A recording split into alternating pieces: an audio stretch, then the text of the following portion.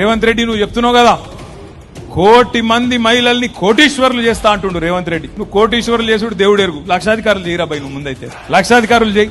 చెప్పినావు కదా ఒక్కొక్కరికి 150,000 ఇస్తా అని చెప్పింది కదా ఆడబిడ్డలకు. నువ్వు 150,000 రూపాయలు కింద 1 కోటి మంది ఆడబిడ్డలకు ఇస్తే నేను రాజీనామా చేసి పోతా అని చెప్పి రేవంత్ రెడ్డి గారికి నేను చెప్తా ఉన్నా.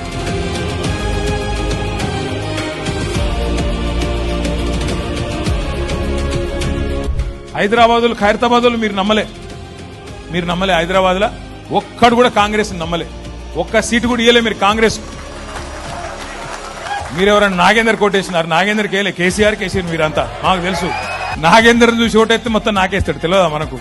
నాకేసిండు అన్నట్టే. సరే ఆయన వేయండు, రేవంత్ రెడ్డి సంకల కూర్చున్నాడు, ఇవాళ పెద్ద పెద్ద మాటలు చెప్తున్నాడు. హైదరాబాద్ లో 2 సార్లు గులాబీ జెండా ఎగిరేసినాం. 2018లో, 2023లో, మళ్ళీ 2028లో కూడా ఎగిరేద్దామా? పక్కానా? 2 ఏళ్ల లోపలనే కేసీఆర్ సార్ను ముఖ్యమంత్రి చేసుకుని తెలంగాణ రాష్ట్రాన్ని తిరిగి మళ్ళా పట్టాలెక్కించుకుందాం, హైదరాబాద్ నగరాన్ని మళ్ళీ అభివృద్ధి బాటలో ముందుకు నడుపుదామని చెప్పి జై తెలంగాణ.